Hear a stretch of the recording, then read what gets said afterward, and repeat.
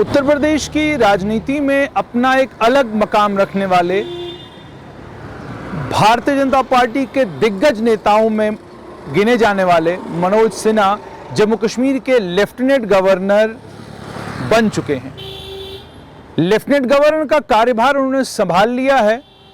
संभालते समय भारतीय जनता पार्टी के नेता, प्रदेश अध्यक्ष रविंदर रैना और अन्य बाकी नेता भी वहां मौजूद थे।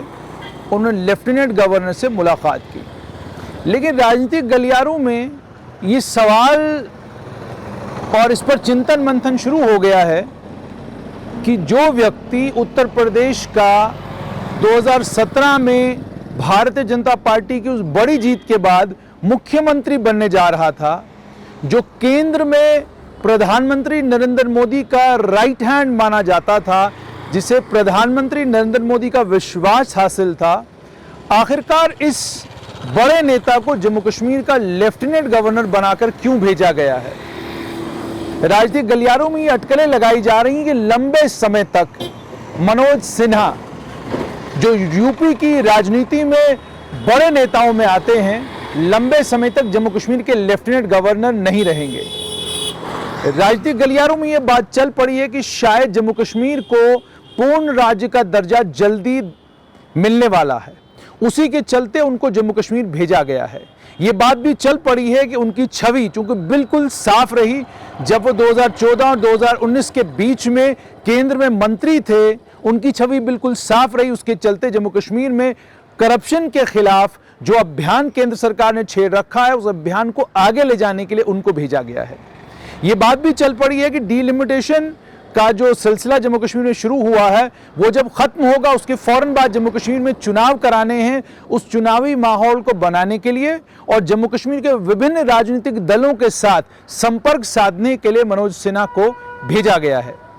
ये बात भी कही जा रही है कि एडमिनिस्ट्रेशन और लोगों के बीच में जो बहुत बड़ी खला बन गई थी, यानी बहुत बड़ा वैक्यूम पैदा हो गया था, जिसकी बात भारतीय जनता पार्टी के नेता भी कर रहे थे, भारतीय जनता पार्टी के प्रवक्ता भी कर रहे थे, नेशनल कॉन्फ्रेंस, कांग्रेस और अन्य राजनीतिक दलों के नेता भी कह रहे थे कि ऐसा लगता है बाबूशाही जम्मू कश्मीर में चल रही है, लोकशाही रही नहीं। ये तमाम बातें हो रही थी। एडमिनिस्ट्रेशन दो पार्टों में बटी हुई थी, ये बात भी बड़े बड़े नेताओं ने कही। उन्होंने कहा एडमिनिस्ट्रेशन, चीफ सेक्रेटरी, मुख्य सचिव BVR सुब्रमण्यम और लेफ्टिनेंट गवर्नर, पूर्व लेफ्टिनेंट गवर्नर गिरीश चंद्र मुर्मू की दो टीमों में बट गई है, जिसके चलते काम पर जबरदस्त असर पड़ रहा है। लोगों से संपर्क साधने में पुराने लेफ्टिनेंट गवर्नर गिरीश चंद्र मुर्मू असमर्थ रहे, वो संपर्क नहीं साध पाए। ये बात राजनीतिक लोग कर रहे हैं और यही बात जम्मू कश्मीर के अलग अलग राजनेताओं ने नई दिल्ली को सुझाई। नई दिल्ली को इन तमाम परेशानियों को हल करने के लिए जो आदमी नजर आया, उसका नाम मनोज सिन्हा है। मनोज सिन्हा ने कार्यभार संभाल लिया है। अब उनसे उम्मीदें क्या हैं? पहली उम्मीद तो ये कि कश्मीर घाटी, जहां पर अभी भी हालात ठीक नहीं हैं, आतंकवादी सरपंचों को अपना निशाना बना रहे हैं, अभी भी आतंकवाद कश्मीर में है, सेना ऑपरेशन कर रही है, उस ऑपरेशन में आतंकवादी मारे जरूर जा रहे हैं, लेकिन यह कहा जाए कि आतंकवादियों का बनना बंद हो गया है, ऐसा नहीं है। अभी भी आतंक के रैंकों में लोगों के जाने की कमी तो हुई है, युवा कम जा रहे हैं, मगर अभी भी युवा जा रहे हैं। इस सारे सिलसिले को बंद करने के लिए, जम्मू कश्मीर में एक नई राजनीति की शुरुआत करने के लिए और कश्मीर घाटी के अंदर एक राजनीतिक माहौल बनाने के लिए मनोज सिन्हा को कश्मीर का कार्यभार दिया गया है। आज जब पत्रकारों से, हालांकि वो पत्रकारों से दूर रहते हैं और कम बातचीत करते हैं, उन्होंने कहा कि मुझे जम्मू कश्मीर में एक रोल दिया गया है, मुझे जम्मू कश्मीर में काम दिया गया है, मैं वो काम करने के लिए जम्मू कश्मीर आया हूं। साफ तौर पर यह इशारा है कि मनोज सिन्हा जम्मू कश्मीर में वो राजनीतिक शुरुआत करने के लिए आए हैं जिस राजनीतिक शुरुआत की सभी लोग कह रहे हैं इस समय जरूरत है।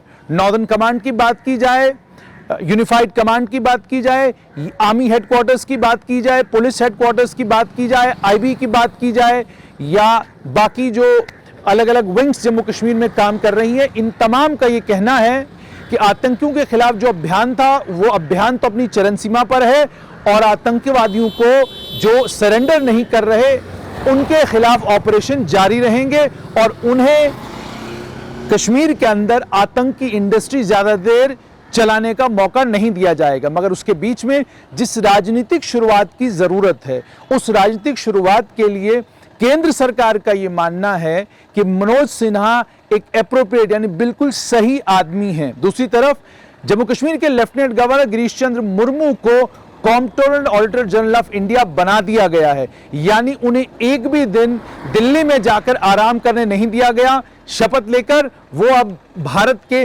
नए कैग ऑफ इंडिया होंगे। सवाल ये, क्या मनोज सिन्हा केंद्र सरकार की उपेक्षाओं पर खरे उतर पाएंगे? क्या मनोज सिन्हा वो सब कुछ कर पाएंगे जो उम्मीद केंद्र सरकार ने उनसे लगा रखी है? क्या वो दो पार्टों में बटी हुई ब्यूरोक्रेसी को डिसिप्लिन कर पाएंगे?